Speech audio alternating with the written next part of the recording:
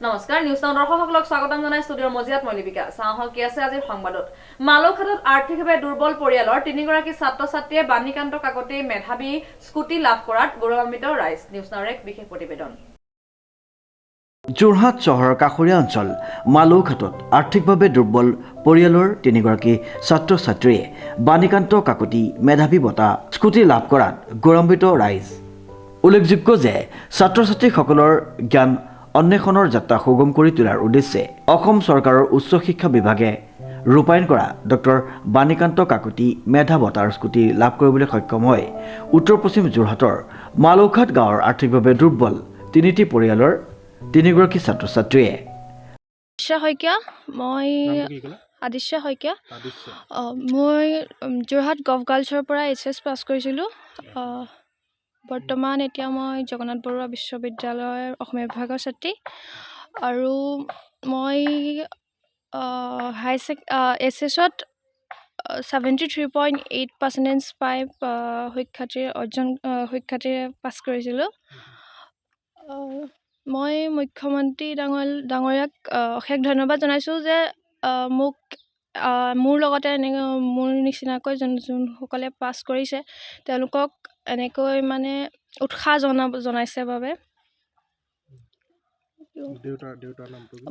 মোৰ দেউতাৰ নাম ভৰত শইকীয়া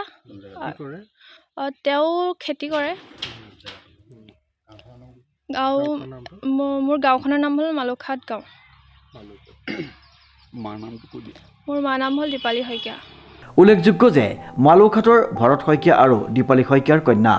আদিশ্যা শইকীয়াৰ লগতে ৰাতুল নেওগ আৰু নীলিমা নেওগৰ কন্যা সুপ্ৰিয়া নেওগ আৰু গাঁওখনৰ দিগন্ত বৰা আৰু দীপালী বৰাৰ পুত্ৰ শংকৰজ্যোতি বৰাই উচ্চতৰ মাধ্যমিক চূড়ান্ত পৰীক্ষাত প্ৰথম বিভাগত উত্তীৰ্ণ হৈ ডক্টৰ বাণীকান্ত কাকতি মেধা বঁটা স্কুটি লাভ কৰিবলৈ সক্ষম হয় নমস্কাৰ মোৰ নাম সুপ্ৰিয়া নেওগ মই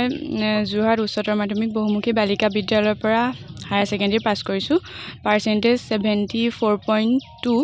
মোৰ দেউতাৰ নাম ৰাতুল নেওগ আৰু আমাৰ গাঁওখনৰ নাম হ'ল মালৌঘাট বেজগাঁও মুখ্যমন্ত্ৰী মহোদয়ক এইটোৱে ক'ম যে তেখেতক বহুত ধন্যবাদ আৰু তেখেতে আগলৈও মানে ছাত্ৰ ছাত্ৰীক অনুপ্ৰেৰণা যোগাই যাওক তাকে কামনা কৰিছোঁ উল্লেখযোগ্য যে অতি কষ্টৰে জীৱন যাপন কৰি সুখ্যাতিৰে উত্তীৰ্ণ হৈ সফলতা কঢ়িয়াই অনাৰ বাবে গৌৰৱ অনুভৱ কৰিছে তেওঁলোকৰ পিতৃ মাতৃৰ লগতে অঞ্চলবাসী ৰাইজে ইফালে অঞ্চলটোৰ এই তিনিগৰাকী ছাত্ৰ-ছাত্ৰীৰ সফলতাৰ বাবে সমাজকৰ্মী পুতুল দত্ত বিপ্লৱ দত্ত ৰঞ্জন বৰাৰ লগতে কেইবাগৰাকী ব্যক্তিয়ে অভিনন্দন জ্ঞাপন কৰি উজ্জ্বল ভৱিষ্যত কামনা কৰে নমস্কাৰ মোৰ নাম শ্ৰী শংকৰজ্যোতি বৰা মই মালৌঘাট উচ্চতৰ মাধ্যমিক বিদ্যালয়ৰ পৰা 2023 বৰ্ষত উচ্চতৰ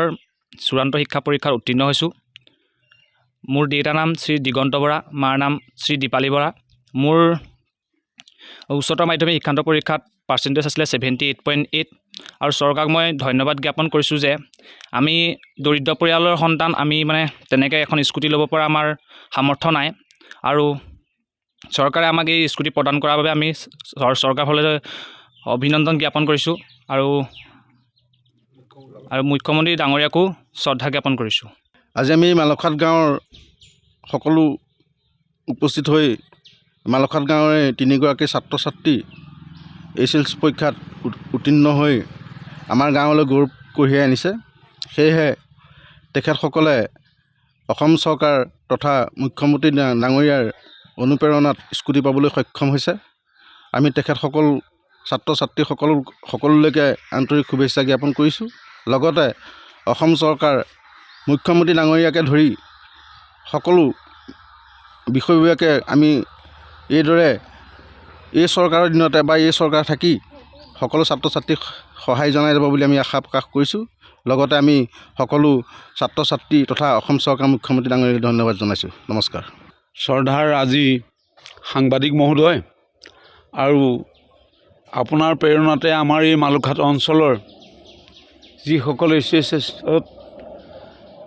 সুখ্যাতিৰে উজ্জ্বল কামনা কৰিলে ভৱিষ্যত আৰু তেওঁলোকে এই অঞ্চলৰ সুনাম আনি দিলে সেয়ে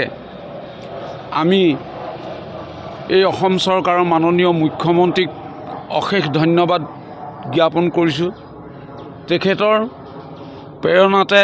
আজি দুখীয়া ছাত্ৰ ছাত্ৰীয়ে স্কুটি লাভ কৰি ভৱিষ্যত জীৱন আগবঢ়াই যাবৰ কাৰণে এই সুচল পৰিৱেশটো সৃষ্টি কৰি দিয়াত বহুত দুখীয়া ৰাইজে সকাহ পাইছে। সেয়ে ছাত্ৰ ছাত্ৰীৰ লগতে এই অঞ্চলতো যথেষ্ট উপকাৰ কৰিছে। ভৱিষ্যতে মাননীয় মুখ্যমন্ত্ৰী আৰু তেখেতৰ প্ৰমুখ্য কৰি অসম বিজেপি দলৰ সমূহ কৰ্মকৰ্তাকে আদি কৰি সমস্তজনলৈ আমি অশেষ ধন্যবাদ জ্ঞাপন কৰিলোঁ। গতিকে মাননীয় মুখ্যমন্ত্ৰী দীৰ্ঘায়ু হওক ই কামনা কৰি চমু দুআষাৰ সামৰণি মাৰিছোঁ। যোৰহাটৰ পৰা প্ৰশান্ত গায়নৰ এক বিশেষ প্ৰতিবেদন নিউজ নাও।